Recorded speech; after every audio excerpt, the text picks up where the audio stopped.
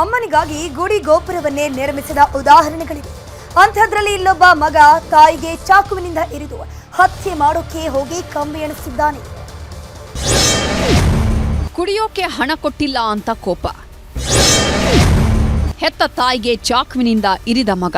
ಕುಡಿಯೋದಕ್ಕೆ ದುಡ್ಡು ಕೊಡಲಿಲ್ಲ ಅನ್ನೋ ಕಾರಣಕ್ಕೋಸ್ಕರ ಹೆತ್ತ ತಾಯಿಗೆ ಮಗನೇ ಚಾಕು ಇರಿದಿರುವಂತಹ ಘಟನೆ ಜ್ಞಾನಭಾರತಿ ಪೊಲೀಸ್ ಠಾಣಾ ವ್ಯಾಪ್ತಿಯಲ್ಲಿ ನಡೆದಿರುವುದು. ಈ ಫೋಟೋದಲ್ಲಿರೋ ಮಹಿಳೆ ಹೆಸರು ಜಯಲಕ್ಷ್ಮಿ. ಜ್ಞಾನಭಾರತಿ ಪೊಲೀಸ್ ಠಾಣಾ ವ್ಯಾಪ್ತಿಯ ದೊಡ್ಡ ಬಸ್ತಿ ಸಮೀಪದ ಭುವನೇಶ್ವರಿ ಲೇಔಟ್ ಅಲ್ಲಿ ವಾಸವಾಗಿದ್ದಾರೆ. ಈಕೆಗೆ 2 ಮಕ್ಕಳಿದ್ದು ದುಡಿಯುವ ಹಂತಕ್ಕೆ ಬೆಳೆಸಿದ್ದಾಳೆ. ಆದರೆ ದೊಡ್ಡ ಮಗ ರಾಹುಲ್ ಕುಡಿತದ ಚಟಕ್ಕೆ ಬಿದ್ದು ಮನೆಯಲ್ಲಿ ಯಾವಾಗಲೂ ಗಲಾಟೆ ಮಾಡ್ತಿದ್ನಂತೆ.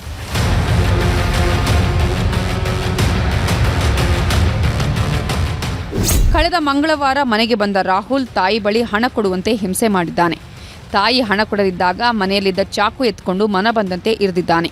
ಗಂಭೀರವಾಗಿ ಗಾಯಗೊಂಡ ತಾಯಿ ಹೊರಗಡೆ ಓಡಿ ಬಂದು ಸ್ಥಳೀಯರನ್ನ ಸಹಾಯಕ್ಕೆ ಕರೆದಿದ್ದಾಳೆ.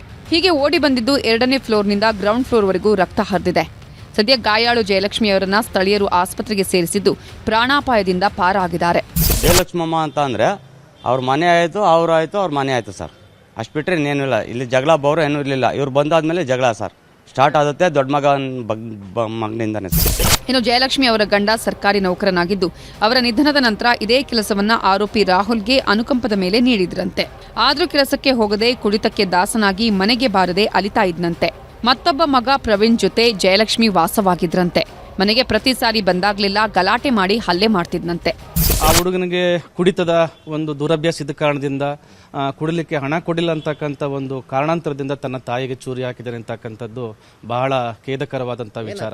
ಇನ್ನು ವಿಚಾರ ತಿಳಿದು ಜಯಲಕ್ಷ್ಮಿ ಅವರ ಸಹೋದರ ಸುಬ್ರಹ್ಮಣ್ಯ ಅಕ್ಕನನ್ನು ವಿಕ್ಟೋರಿಯಾ ಆಸ್ಪತ್ರೆಗೆ ದಾಖಲಿಸಿದ್ದಾರೆ. ಈಗ ಐಸಿಯುನಲ್ಲಿ ಗಾಯಗೊಂಡು ಜಯಲಕ್ಷ್ಮಿ ಅವರಿಗೆ ಟ್ರೀಟ್ಮೆಂಟ್ ಮುಂದುವರಿಸಲಾಗಿದೆ. ಸದ್ಯ ಆರೋಪಿ ರಾಹುಲ್ನನ್ನ ಜ್ಞಾನಭಾರತಿ ಪೊಲೀಸರು ಬಂಧಿಸಿ ವಿಚಾರಣೆ ನಡೆಸುತ್ತಿದ್ದಾರೆ.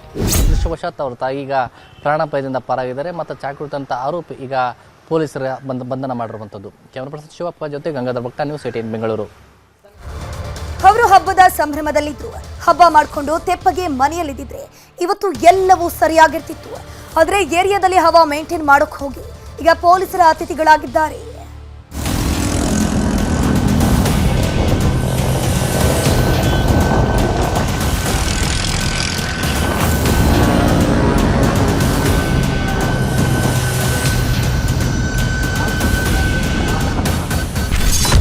ಮಾರಕಾಸ್ತ್ರ ಹಿಡಿದು ಮಿಡ್ ನೈಟ್ ವೀಲಿಂಗ್.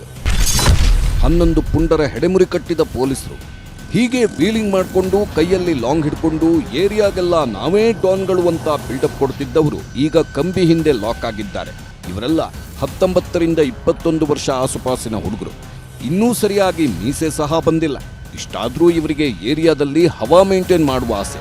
ಇದೇ ತಿಂಗಳ 13ರಂದು ಶಬ್ಯೆ ಬಾರಾತ್ ದಿನ ಹಬ್ಬ ಆಚರಣೆ ಮಾಡಿ ಸುಮ್ಮನೆ ಮನೆಯಲ್ಲಿ ಬಿರಿಯಾನಿ ಸ್ವೀಟ್ ತಿನ್ಕೊಂಡಿದ್ದಿದ್ರೆ ಇಂಥ ಪರಿಸ್ಥಿತಿ ಬರ್ತಿರ್ಲಿಲ್ಲ. ಆದ್ರೆ ಹಬ್ಬದ ದಿನವೇ ಈ ಪುಂಡರು ಏರಿಯಾದಲ್ಲಿ ಮಚ್ಚು ಲಾಂಗ್ ಹಿಡಿದು ವೀಲಿಂಗ್ ಮಾಡ್ತಾ ಫ್ಯೂಚರ್ ರೌಡಿಗಳಂತೆ ವರ್ತಿಸಿದ್ರು.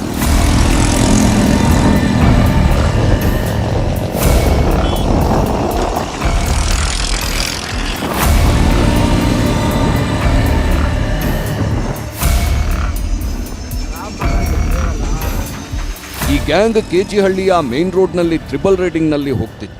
ಹಾಗೆ ಅಲ್ಲಿಂದ ಹೊಸಕೋಟೆ ಟೋಲ್ವರೆಗೂ ಹೋಗಿ ಮತ್ತೆ ಅದೇ ರೀತಿ ಕೆಜಿಹಳ್ಳಿಗೆ ವಾಪಸ್ ಆಗಿದ್ದಾರೆ. ಇವರ ಹಾವಳಿಯ ವಿಡಿಯೋಗಳು ಸಾಮಾಜಿಕ ಜಾಲತಾಣದಲ್ಲಿ ವೈರಲ್ ಆಗಿ ಪೊಲೀಸ್ ವ್ಯವಸ್ಥೆಯನ್ನ ಪ್ರಶ್ನಿಸುವಂತಾಗಿತ್ತು. ವಿಡಿಯೋ ನೋಡಿದ ಪೊಲೀಸರು ಅಲರ್ಟ್ ಆಗಿ ಪುಂಡರ ಗ್ಯಾಂಗ್ ಬೆನ್ನತ್ತಿದ್ರು.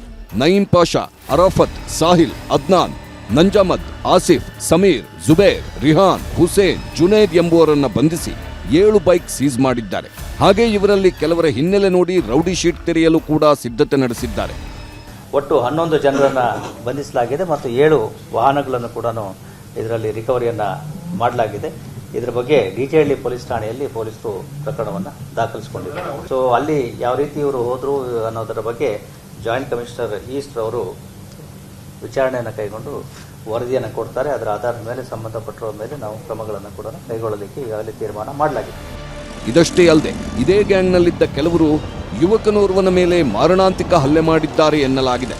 ರಾಮಮೂರ್ತಿ ನಗರ ಹಾಗೂ ಟಿನ್ ಫ್ಯಾಕ್ಟರಿ ಬಳಿ ಮತ್ತೊಂದು ಗ್ಯಾಂಗ್ನವನಿಗೆ ಕಿರಿಕ್ ತೆಗೆದು ಮಚ್ಚಿನಿಂದ ಮನಬಂದಂತೆ ಹಲ್ಲೆ ಮಾಡಿದ್ದಾರಂತೆ.